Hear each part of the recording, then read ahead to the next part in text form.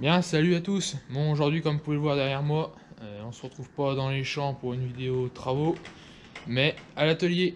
Alors, comme vous pouvez voir derrière moi, donc vous voyez le TM, donc 275 jumelé. Donc il y a depuis donc la vidéo de semi-d'orge de préparation que vous avez pu voir donc, la dernière fois. Mais c'est pas lui aujourd'hui que je vais m'occuper à faire des modifications ou de l'entretien dessus. Pour l'instant, il n'y a rien à signaler, il n'a pas de problème. C'est juste qu'il faudra que je lui passe un petit coup de Karcher pour qu'il soit bien propre avant de repartir dans les préparations, mais ça sera pour une prochaine vidéo quand vous verrez les semis de betterave.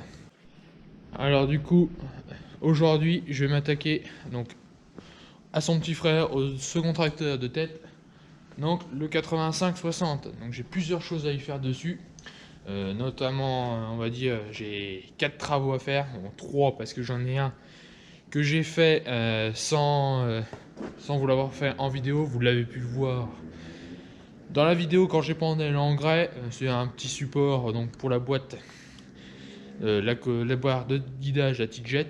Bon, ça je vous mettrai quelques photos de la réalisation que j'ai fait, mais pour l'instant c'est pas ça que je vais faire, ça la concerne indirectement, donc je vais vous montrer ça tout de suite en cabine. Bon, du coup, donc voilà, donc on se retrouve donc dans la cabine du 85-60. Bon, j'ai pris la baladeuse parce que évidemment le tracteur est au fond de la grange, étant donné qu'il y a l'ETM juste devant. Donc j'ai pris la baladeuse pour que vous voyez un peu plus clair. Donc comme je vous le disais, la première chose que j'ai faite dessus, que vous avez pu voir dans la vidéo de l'épandage de chlorure sur la luzerne, c'est tout simplement le support de la barre de guidage qui se trouve ici. Donc alors je l'ai mise là sur le côté, c'est pour avoir plus d'accès, facilité. Donc vous voyez, je peux être sur le poste de conduite et à régler facilement sans avoir à aller chercher là devant, sur le devant du tableau de bord. Et puis en plus, un truc qui m'aurait pas plu, c'est que ça bouchait la visibilité, étant donné qu'elle est arrivée à peu près à cette hauteur ici, où c'est qu'il y a ma main. Et ça, je ne voulais pas le faire, donc je l'ai mis sur le côté et franchement c'est bien pratique, surtout quand je suis avec le pulvérisateur. Comme ça je peux jeter vite fait un coup d'œil sur la barre de guidage qui se trouve ici et sur le boîtier du pulvé. Donc ça je vais vous mettre quelques photos juste après de la réalisation. Donc ce que j'ai fait, j'ai utilisé donc des éclos prisonniers, donc ça je vous représenterai ça après, parce que la deuxième étape je vais m'en resservir aussi, donc je vous présenterai exactement ce que c'est. Donc je vous mets tout de suite des photos pour vous montrer donc ce que j'ai fait.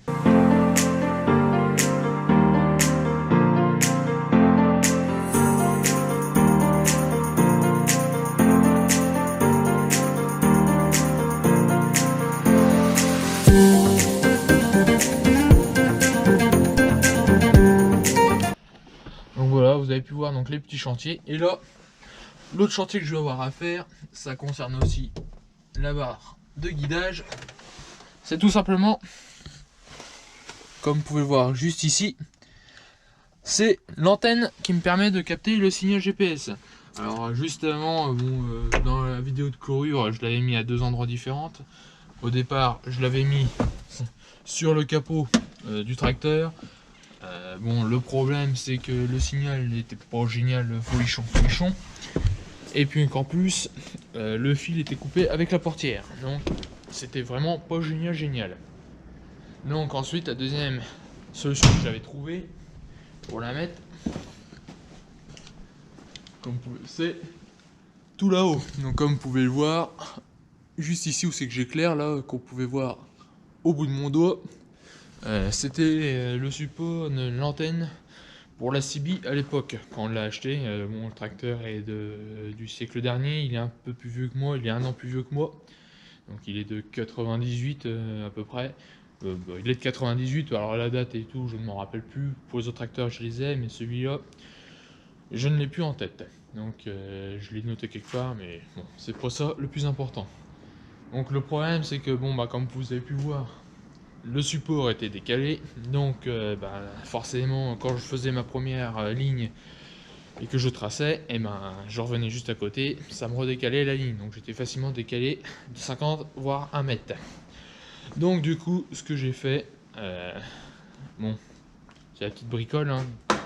première étape, c'est que j'ai commencé à faire un gabarit, comme vous pouvez le voir, en carton. Bon alors, truc tout con, hein, mais ça aide vachement, surtout pour avoir les cotes exactement. Bon là vous pouvez voir, bon ça sera pas fixé comme ça, mais c'est du provisoire, c'était pour voir à peu près, pour se rendre un peu compte de comment que ça pourrait être monté. Donc j'ai fait ça pour deux raisons: un, voir le gabarit, savoir comment que c'est fait, et deux, pour pouvoir ensuite retracer les cotes de toutes les pièces sur de la ferraille pour faire ça propre. Donc je vais vous monter ça sur le tracteur pour vous montrer à quoi que ça va donner.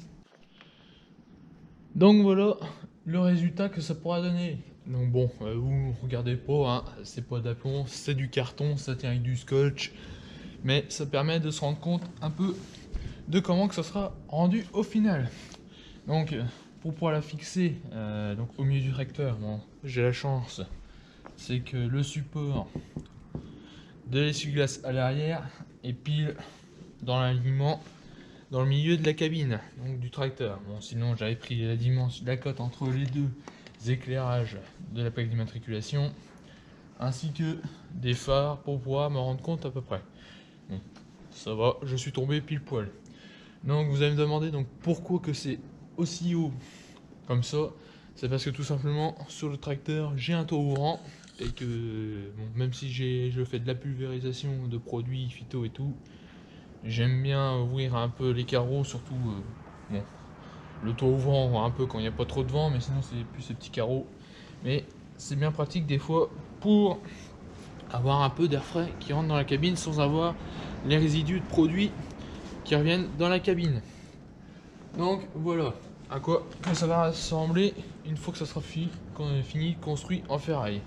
Donc là maintenant ce que j'ai plus qu'à faire c'est faire le fer plat ici plus celui donc qui sera fixé sous le montant du toit ouvrant. Bon, sachant que la petite plaquette platine en haut je l'ai déjà fabriquée, donc je vais vous montrer tout la fabrication donc du support du mât, du perçage, de la fixation du toit, et je vous retrouve juste après.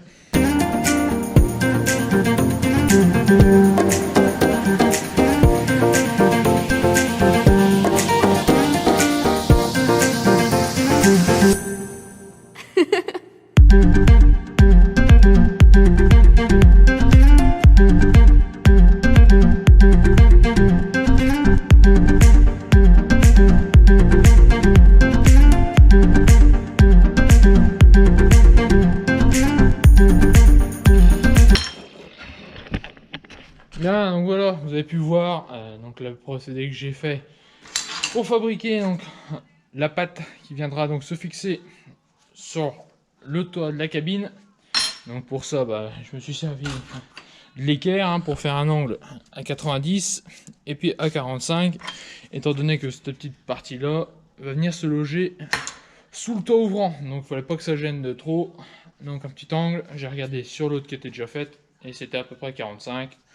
Comme vous avez pu voir, 3-4 coups de marteau et à peu près à l'œil, on voit généralement.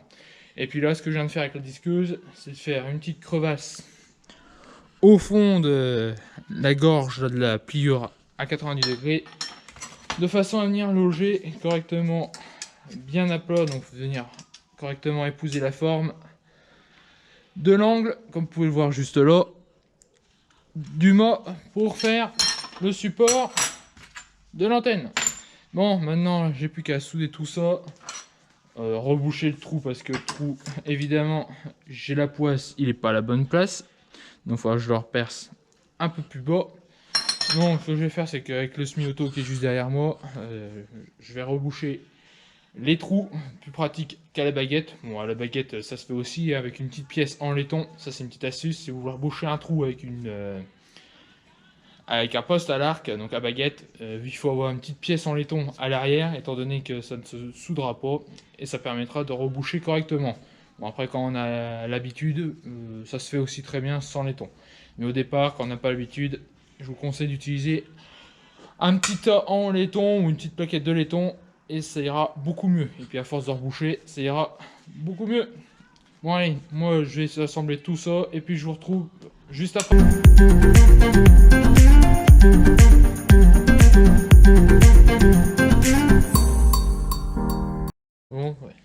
résultat final.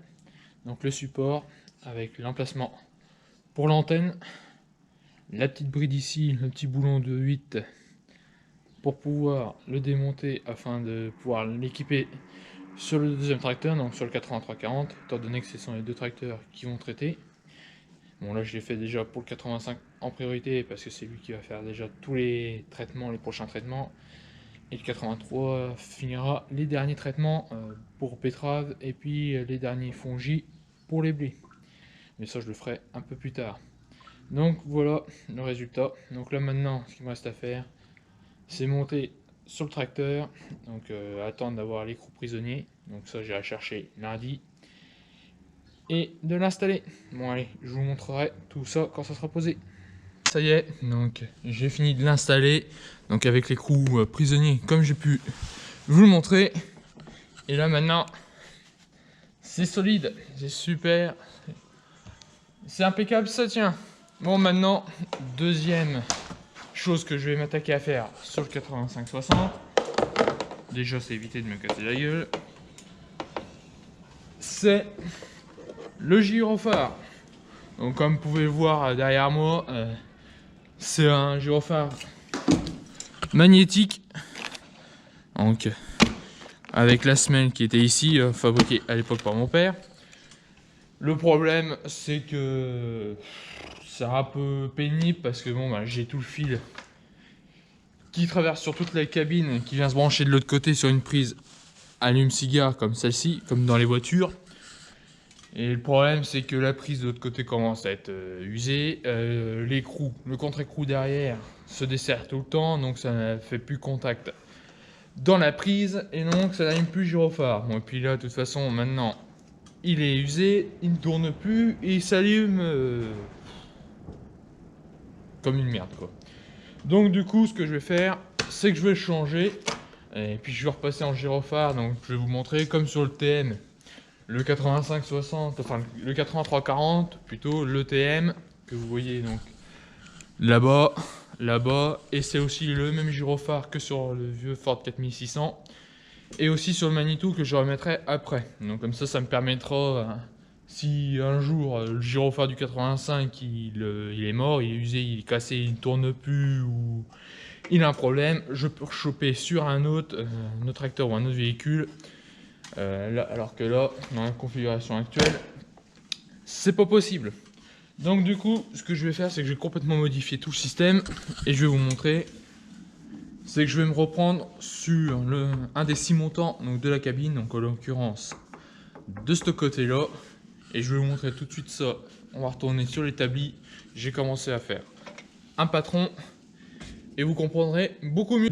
Et je vous montre donc le patron que j'ai réalisé. Donc voilà, donc dessus vous pouvez voir que j'ai commencé à noter quelques informations.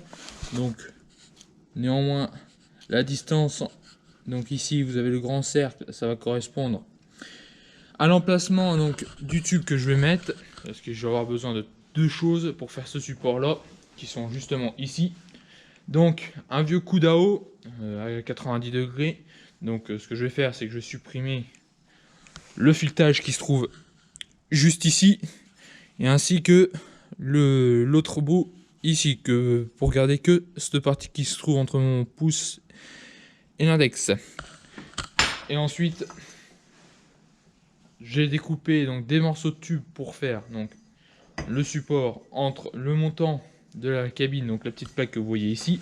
Donc le tube va tenir ici. Il faut vous imaginer que le carton, ça va être donc la plaque qui va être sur le montant de la cabine, le coude donc que je vais supprimer, voilà, donc à une distance, normalement il me faut 10 cm, mais j'irai regarder. Le coude qui va venir ici. Au bout de ça, je vais ressouder un petit morceau de tube qui va venir ici, et ensuite évidemment ça tombe. Au bout je vais mettre ceci, ce qu'on appelle un pied de gyrophare. Donc il en existe une multitude, il y en a qui sont à souder comme celui-ci, il y en a d'autres qui sont avec un filetage ici, donc à visser pour faire un passe-cloison sur un support. Il y en a d'autres, ils sont un peu plus longs et ils sont coudés, il y en a d'autres qui sont orientables. Moi j'ai pris un tout simple, ça ira bien comme il faut. Donc autrement dit, donc le tube va venir ici, donc le pied va venir se mettre dans l'embout ici. Donc là c'est juste pour vous montrer un peu à quoi ça ressemble. Voilà, ça va ressembler quelque chose comme ça. Et au bout, le gyrophare. Donc celui-là j'ai pris du TM hein, pour faire l'exemple. J'ai en racheté un à la concession. Et donc le rendu final, je vais vous poser 2 secondes pour vous montrer. Voilà, je vous reprends. Ça va donner quelque chose comme ceci.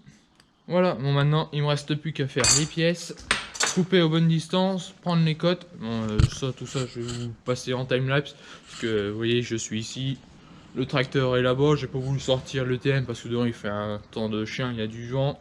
Et si je t'ouvre là-dedans, j'ai pas besoin de passer un coup d'aspirateur ou de balai dans la grange, ça va tout me laver. Donc j'irai faire des allers-retours là-bas et je vous montrerai le résultat une fois que ça sera fini. Allez, je vous montre tout ça en timelapse.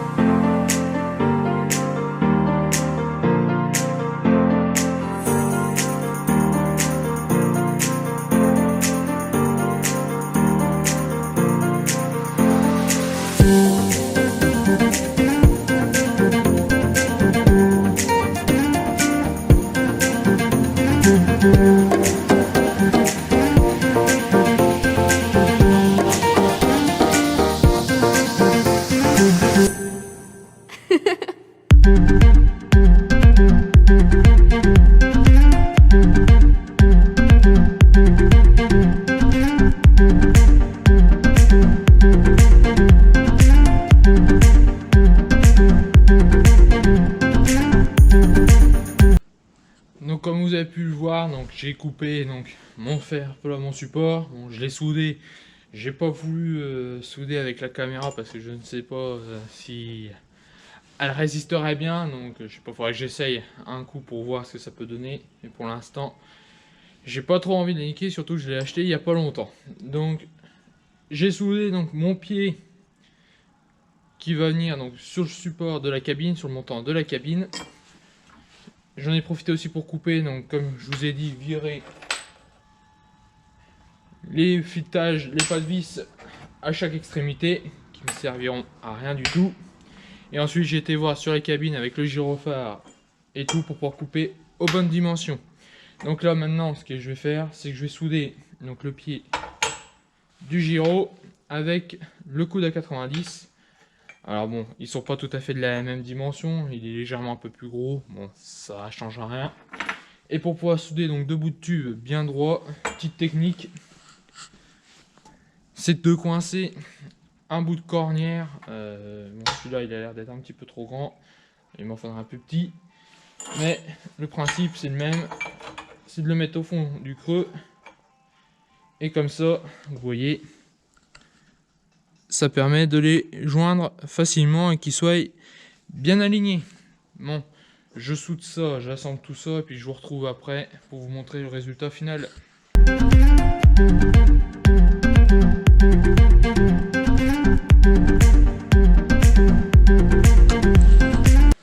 Bien, donc voilà le résultat final. Donc le gyrophare, j'ai terminé donc lui souder. Bon alors comme ça vous pourrez croire que il part un peu à l'arrière, mais c'est normal étant donné que le montant de la cabine est un petit peu en biais. C'est pour pouvoir compenser et avoir un gyrophare bien à plomb, parce que sinon il serait en tête à l'avant et ça fait dégueulasse. Et pour ceux qui me connaissent, ils savent que je suis un peu, même voire maniaque, enfin, très maniaque. Donc maintenant il me reste plus qu'à lui peindre. Bon, j'ai encore 2-3 petites modifications à faire. Il faut que je lui perce un petit trou à l'arrière pour pouvoir sortir le fil d'alimentation. Mais pour ça, je vais avoir beaucoup de boulot à faire avant de l'installer. Je percerai déjà les trous dans la cabine. Donc ça, je vais vous montrer. Mais pour ça, il faudra qu'il soit à la lumière ici. Parce que là-bas, moi, je pourrais le faire. Mais vous verrez pas la caméra. Déjà, je pense que les plans de vue que je vous ai fait là-bas, ça sera déjà un peu limite. Il y en a certains qui vont me dire, c'est pas assez lumineux et tout ça. Mais comme on dit, c'est pas Versailles ici. J'ai pas besoin d'avoir de l'éclairage pour voir clair. Pardon.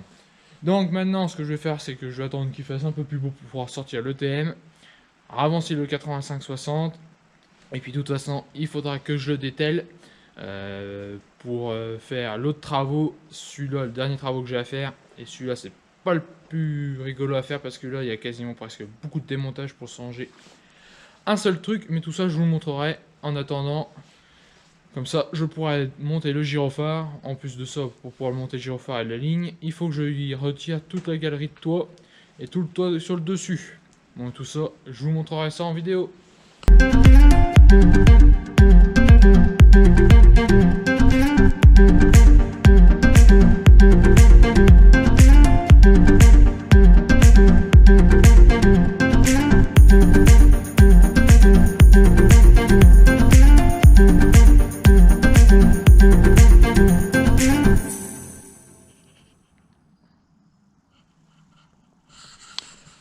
Bien, comme vous pouvez le voir, ça y est. Donc je viens d'installer donc le pied de gyrophare, donc avec les deux petits boulons. Je sais pas si vous allez bien voir parce que je n'ai plus de lampe. Voilà, comme ça avec les deux petits boulons, donc des petits boulons de 8. Et là, je peux vous assurer avant que ça bouge, il faudra qu'il y ait un grand coup de vent. Donc maintenant, ce qu'il me restera à faire, c'est un peu de l'esthétique. Bon, c'est finir de bien poncer tout autour du pied des soudures, et puis ensuite aplanir ici.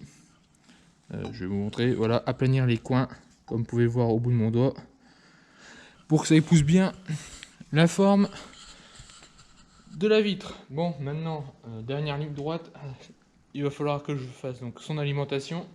Donc pour ça, c'est rien de plus simple, un plus, un moins. Un plus qui vient dans le pied du gyrophare, donc à l'intérieur, donc le faire traverser dans tout le tube, et un moins qui va les faire à la masse. Mais pour ça, il va falloir que j'aille me repiquer donc sur l'alimentation du gyrophare qui était déjà existant, comme je vous ai déjà expliqué. C'est alimenté par des prises comme ça, et donc la seule façon pour pouvoir moi que j'ai pour l'alimenter, il faut que je lui enlève toute la casquette, donc c'est-à-dire toute la partie bleue. Donc le gyrophare là, de toute façon lui il va dégager, et ensuite déboulonner donc le toit ouvrant qui est ici. Donc là rien de plus simple, hein. Les petites vis qui sont là-bas, voilà, le toit, et après faire en sorte que tout ça dégage. Bon, je l'ai jamais fait, j'ai déjà ouvert plusieurs fois le toit devant pour pouvoir refaire des prises quand la prise du gyrophare était débranchée, mais là enlever toute la casquette, j'ai jamais fait. Mais bon, faut un début à tout, et puis ça me fait pas peur.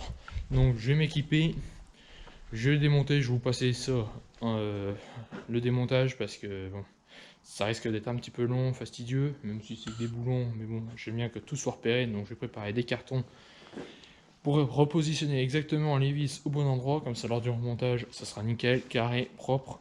C'est ce qu'il faut faire dans la mécanique, il faut être carré et ordonné. Si on n'y est pas, c'est pas la peine. C'est un coup à paumer des vis, et en remontage, il reste toujours plus qu'il en faut. Bon, je démonte ça, et puis je vous retrouve juste après pour vous parler un peu d'électricité. Bien, donc comme vous pouvez le voir derrière moi, donc je suis monté sur le capot du tracteur pour pouvoir avoir accès au toit comme je vous ai dit. Donc hier soir j'ai fini un peu plus tard, donc je ne les ai pas filmés parce qu'on voyait plus trop bien clair.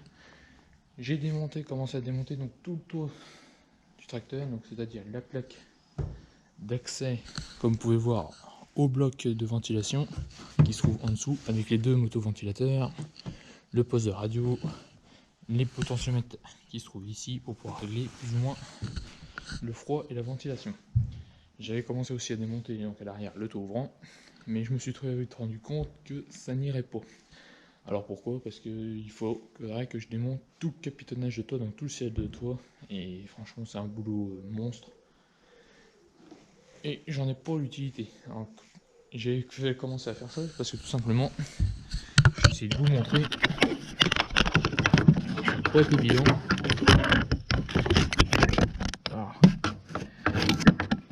Donc tout simplement, pour essayer d'avoir la prise qui est tout au fond, je vous mettrai une petite flèche pour vous indiquer. Il sert à l'alimentation donc de la prise d'allume-cigare ici pour le gyrophare. Donc j'avais prévu au départ de démonter tout le ciel pour pouvoir passer un cheminement de câbles, donc le câblage de la nouvelle ligne. Mais là, comme on dit souvent, la nuit porte conseil. Cette nuit-là, j'ai réfléchi, parce que je ne dormais pas trop bien. J'essaie de trouver une nouvelle solution. C'est que pour pouvoir passer mon câble, je suis passé, comme vous pouvez le voir, par les filtres de cabine. Et franchement, c'était tout seul. J'ai pris un drapeau qui sert normalement à jalonner les emplacements des essais dans les champs, que j'ai retrouvé, j'en ai une vingtaine. Alors, ils doivent être vieux comme Hérode. Mais franchement, ça a fait l'affaire. Donc, j'ai réussi à passer donc, tout mon câble ici, que j'étais acheté ce matin. Donc c'est du 4,5, du 4, de la section de 4 mm. Donc avant que le gyrophare, que le fil crame, je pense que j'aurais déjà chargé au moins l'ampoule et le gyrophare. Donc voilà, comme au passage, vous pouvez voir là, j'ai commencé donc à aplanir aussi le support pour le faire épouser à la forme du montant de la cabine. Donc ça c'était quelques coups de marteau, je vous ai pas montré ça. Hein. Donc j'ai encore quelques tâches un peu à faire. Bon, là ça sera, il restera comme ça, vu que la soudure est juste au bord. Bon, là maintenant, ce qu'il me reste plus qu'à faire, c'est de faire passer, alors je ne sais plus ce que c'est, je vais vous montrer, c'est faire passer le fil, le faire ressortir de l'autre côté.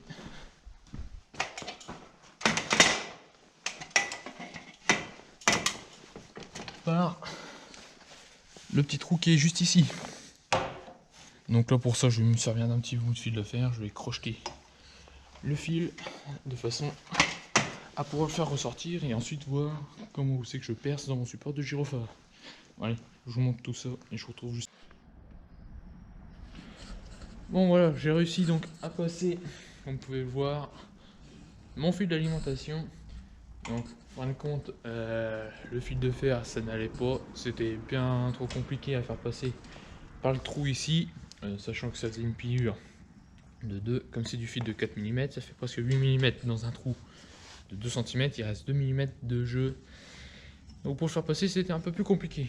Donc du coup ce que j'ai fait, c'est que j'ai dénudé, comme vous pouvez le voir là, j'ai dénudé la gaine sur 5 cm de long, à peu près de 3 cm.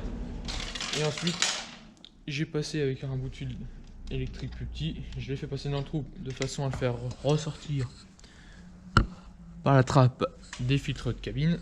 Du coup j'en profiterai pour passer un petit coup de soufflette dedans.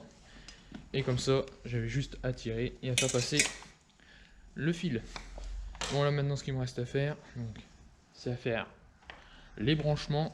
Donc faire passer mon fil, percer un trou dans le pied du gyrophare, brancher les deux fils et ensuite faire le cheminement de câble pour aller me repiquer de l'autre côté sur la vieille prise, étant donné que celle-ci de ce côté là ne marche pas, sinon j'aurais pris ici, ça aurait été beaucoup plus court et plus facile. Mais elle ne marche plus depuis longtemps, il n'y avait plus que l'autre qui marchait et encore elle déconnait. Bon allez, je fais tout ça et puis je vous retrouve juste après pour vous montrer le résultat final. Bon voilà, j'ai fini de monter le gyrophare, j'ai fini exactement aussi tous les branchements, j'ai rajouté donc de la gaine pour pouvoir protéger le fil qui sort de mon pied du gyrophare, de la pièce que j'ai fabriquée, du support. J'ai rajouté les œillets, j'ai refixé le faisceau là-haut que j'ai rebranché, et là maintenant il me reste plus qu'à essayer. Pour ça, alors, on va mettre le gyrophare, on croise les doigts. Ça marche, au moins là je suis sûr, comme ça si un jour il vient qu'à cramer, je vais pouvoir reprendre celui du 83, du 85, du TM, du Manitou, du Ford 4600. Je suis sûr au moins de plus avoir de problème qu'avec le gyrophare métallique, mais magnétisé. En tête dédicace à toi Elodie, moi aussi, le gyrophare il fonctionne. Bon, maintenant que ça c'est fait, que le support d'antenne est aussi posé, je vais m'attaquer au plus gros du chantier, à savoir changer la sonde à carburant sur le tracteur. Et la petite particularité bien sympathique, sur la gamme 60 de chez New Holland, donc à savoir le 85-60, le 83-60, le 82, le 80-60. C'est que la sonde de carburant, je vais vous montrer. Je sais pas si vous allez bien voir, mais je vais essayer de vous mettre. Elle se trouve tout au fond là-bas, au bout de mon dos. Évidemment, si je retire la lumière, vous allez rien voir. Elle se trouve au bout de mon dos. Et pour pouvoir la démonter, en fin de compte, la changer, je ne peux pas la changer en la sortant par devant, parce que la machine est tellement longue. Donc voilà à quoi ça ressemble, la sonde à carburant d'un 85-60, enfin de la gamme 60. Et donc pour pouvoir changer cette saloperie là, ça c'est vraiment un peu de la saloperie, il faut démonter exactement toute la garniture de la colonne de direction, donc à savoir les deux capots sur les deux côtés, pour pouvoir ensuite retirer le tapis de sol et accéder à la trappe qui donne au-dessus du pont. Tout ça pour commencer à débrancher le tuyau qui relie les deux réservoirs. Sur le tracteur, il y a un tuyau qui part de la pompe du premier réservoir et qui va jusqu'à l'autre bout en dessous de la caisse à outils. Au préalable, il faut avoir quasiment presque vidangé tout le réservoir. Bon, chose que j'ai faite, c'est que j'ai pas refait le plein. Bon, je me suis fait avoir une fois. J'ai calé le tracteur, mais là, il me reste quasiment même pas peut-être un quart du réservoir. Il me reste peut-être chuté dans la réserve. Donc, c'est parfait. Donc, une fois que j'ai fait ça, il va falloir que je démonte le marchepied du tracteur. Et c'est pas tout, il faut que je dépose aussi la roue arrière gauche. Tout ça pour pouvoir aller ensuite défaire le feuillard là, ainsi que celui qui est ici, pour pouvoir faire ripper le réservoir et sortir la jauge. Donc là j'ai un peu de boulot à y faire, parce que contrairement au TM, lui, je peux vous montrer, ce qui est bien sur le TM, c'est que bon, même s'il faut faire aussi ripper le marchepied, la jauge à carburant est facilement accessible. Là je peux y aller la toucher à la main, j'ai quasiment presque plus d'une hauteur de main, j'ai plus de 20 cm de hauteur. Alors que sur le 85, comme vous pouvez le voir, la main, je peux pas la passer. Donc ça, c'est un peu les particularités chiantes des gammes 60 de chez New Holland. Bon, j'ai commencé, comme ça je pourrais la changer demain matin. Parce que là, ce soir, à l'instant que j'ai fini ça, j'en ai pour au moins presque 3 quarts d'heure. L'instant de lever le tracteur, le sécuriser avec une chandelle, retirer la roue, débrancher tout. J'en ai pour un petit moment. Donc je vais vous montrer tout ça en timelapse et puis je vous retrouve au moment de changer la sonde. Ça y est, j'ai enfin réussi à avoir cette saloperie de jauge. Ça a été vraiment un sacré bordel. Donc je vous ai pas filmé parce que hier soir je commençais à péter un câble, hein, littéralement. Hein. Pas mâcher les mots pour dire ce qui est. Une merde pas possible pour changer cette sonde, simplement cette sonde là. Du coup, ça fait que j'ai demandé de l'aide à mon père pour essayer de sortir. Même en sortant le réservoir, on en a chié complètement, comme un russe, hein, pour pas dire ce qui est. Donc du coup, mon père a dit, on va pas se faire chier, on va demander, vu que t'as fait 3 quarts du boulot, il reste plus qu'à changer ça. Il dit, on va appeler, donc on a appelé un mécano qui est venu, il a réussi à la faire par devant, donc franchement, bon, j'aurais pu y arriver, mais ça m'avait tellement énervé que j'aurais fait plus de casse qu'autre chose. Donc voilà, bon sinon, la jauge est en place. Donc là maintenant, celle-là, bon, je vais la garder des fois pour moi pour bricoler autre chose, des fois pour faire notre flotteur ou quoi que ce soit. Je vais bien voir. Je vais remonter tout ce qu'il faut, donc c'est-à-dire remonter toutes les durées du réservoir, en dessous au niveau de l'arbre de transmission, derrière l'aile, remonter aussi toute la roue, remonter la galerie de toit, finir d'attacher le pied de gyrophare, refaire un petit peu 2-3 coups de peinture.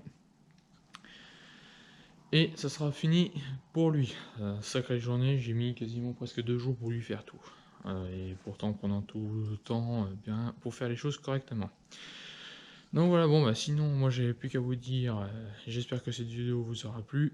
N'hésitez pas à vous abonner, à laisser un petit commentaire, à la partager si vous voulez. Et puis moi je vous donne rendez-vous pour une prochaine vidéo où c'est que là, comme vous pouvez voir derrière moi, on parlera d'électricité. Donc non pas pour cet engin de malheur là, que vous voyez. Non, ça c'est mon cousin, je l'ai récupéré chez lui, il me l'a donné. Pour récupérer des pièces qui m'intéressaient dessus. Mais ça, vous verrez, je vous expliquerai à quoi que ça va servir. C'est pour sur un outil. Bon allez, moi je vous laisse, je continue à faire ça. J'en ai encore pour une bonne demi-journée de boulot à remonter tout. Et je vous dis à la prochaine. Salut!